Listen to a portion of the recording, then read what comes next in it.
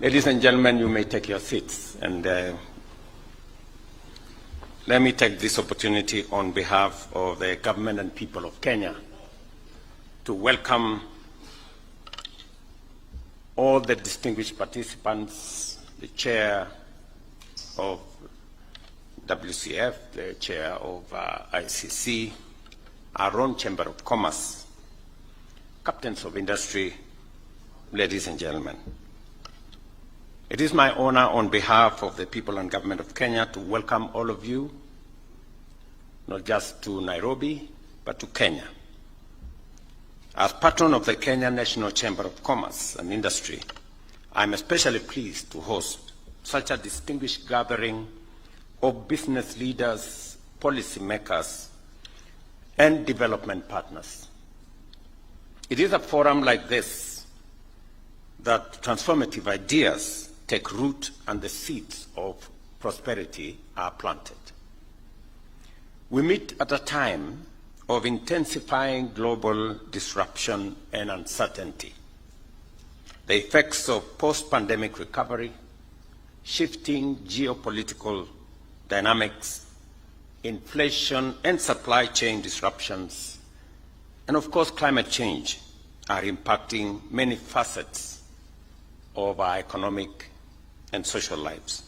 Yet, despite these challenges, we are presented with immense opportunities. Africa is becoming more connected, more innovative, and more entrepreneurial.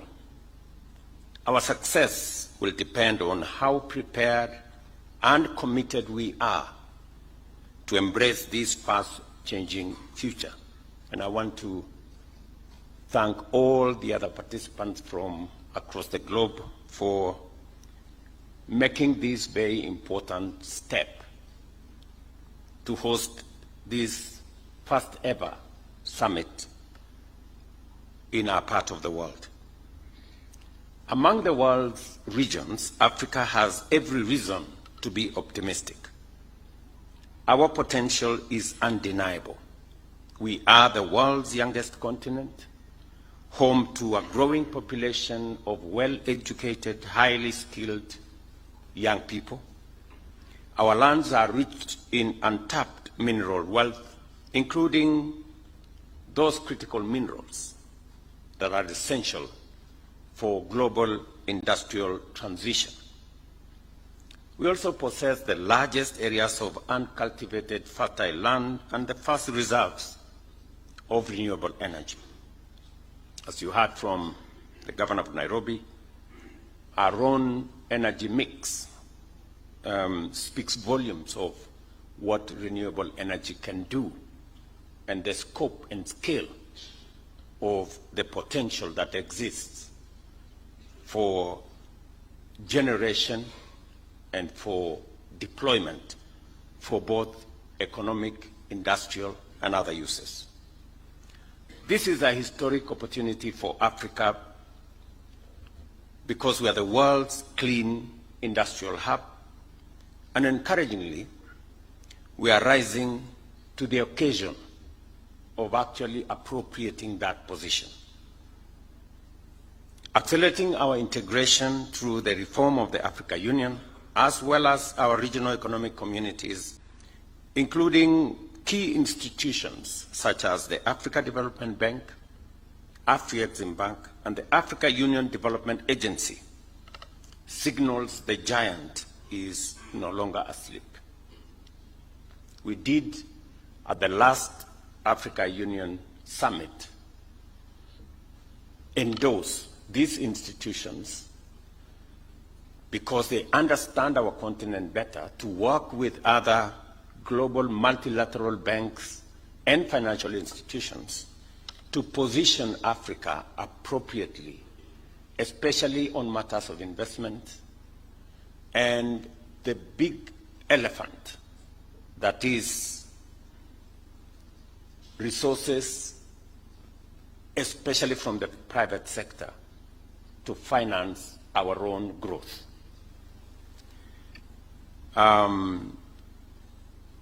The expansion of modern transport and communication infrastructure also shows that we are preparing for a predictable and prosperous future. Conversations are ongoing in the LAPSET corridor that will connect Kenya, Ethiopia, and South Sudan. The first almost 700 kilometers of road is being constructed. We will shortly be discussing the extension of the railway between Kenya, Uganda, DRC, and Rwanda into the heart of the Great Lakes.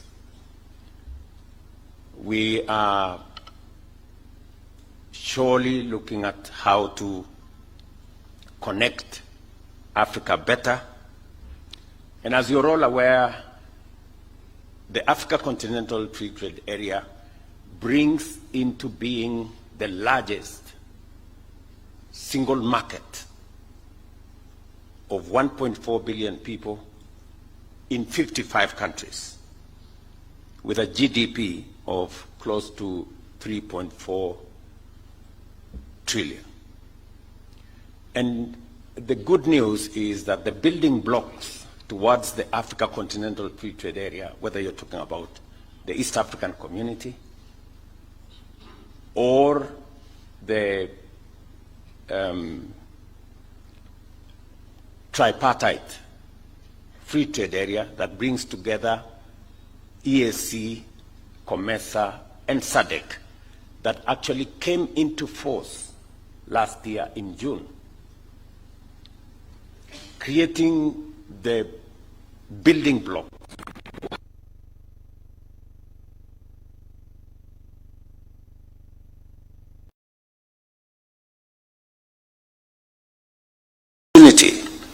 for business, for investment, and for trade. Chambers of commerce are indispensable because they bring a proactive and solution-oriented perspective. Thus, the Kenya National Chamber of Commerce and the World Chambers Federation serve as vital bridges between government and enterprise, helping businesses navigate risks, unlock opportunities, and expand into global markets. Their advocacy and support are empowering local entrepreneurs to think globally and act boldly. In Kenya, we fully embrace this transformation, and in 2022, 41% of our exports were destined for African countries. Our manufacturers and tech startups are expanding across the region, demonstrating our strong conviction that Kenya's economic fortunes lie in intra-African trade and cooperation. We all are aware of the geopolitical situation in the world, but there still exists greater opportunity for us in this continent, even as we work on mechanisms to leverage networks into global trade networks.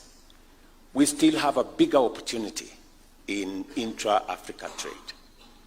And the realization by policymakers like myself that that is where the real future lies is a very welcome development, because it's now becoming more obvious that even as we look to trading with the rest of the world, there is a present and real opportunity in trading within the African continent, which is within our power. We can make decisions for what happens in this continent. And it is the reason why we are reorganizing the Africa Union. We are reforming the institutions of the Africa Union so that it becomes a fit-for-purpose mechanism for us to unlock the potential of this continent first, even as we look at what we can do with the rest of the world. And the coming into force of the Africa Continental Free Trade Area, the coming into force of the tripartite free trade area that brings together COMESA, SADC, and EAC, and our own mechanisms in the East African community are a testament that we are understanding the situation properly. So even as other mechanisms are being rolled out by others to do what they think works best for them, we also must think about what works best for us. And we can then have a conversation of equals at some point. And therefore, we are keen on working with institutions like the business institutions here for us to be able to have greater understanding and working together towards a win-win outcome. As we discuss the opportunities that Africa presents, from the young continent that we are, to the mineral resources that exist in this continent, to the energy potential and resources that exist in this continent, as we discuss those opportunities, it is very important for us as a continent to realize that these opportunities can be unlocked better if we spend more in sharpening our human capital. And that is why Kenya, for example, is spending $5 billion every year on education, because the demographic dividend that we have will be more useful, better aligned, and sharpened if we deploy it when it is empowered with knowledge, skills, and competences. We're spending 30% of our budget on making sure that our young people acquire knowledge, acquire skills, and competencies that make them not just a Kenyan workforce, but also a globally competitive workforce. Deploying also in a space of social services, including health, becomes a major component for young populations like the one we have. We are also deploying enormous resources on matters to do with health, especially our focus on universal health coverage. And this is all in line with where we think the continent will be going. And just for the record, we're not focusing just on the assets that we have as a continent. These assets must give us value. The continent of the past, where Africa was a source of raw material, is going to change. It is bound to change. And it will change. Because our populations are better informed, our young people have more knowledge, our governments are getting more democratized, and therefore Africa is going to be looking at partners who will work with us on unlocking this potential, but not just unlocking the potential, but also unlocking the potential for value addition, for processing, creating local jobs, and creating wealth and value from the assets that we have. That is the future we are looking at as a continent. And we will be, with much more clarity, and much more intentionally, be working with partners who can work with us to unlock this potential. It is the reason why, for example, Kenya is investing $1 billion in our special economic zones with the Afri-Exim Bank. Because in our special economic zones, we can add value to our leather industry. We can add value to all the other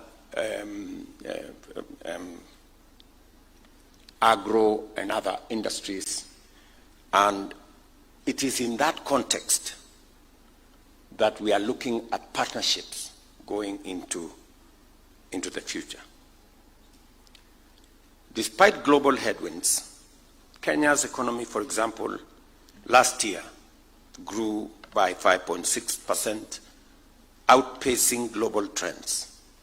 Key sectors like agriculture, services, and manufacturing are rebounding.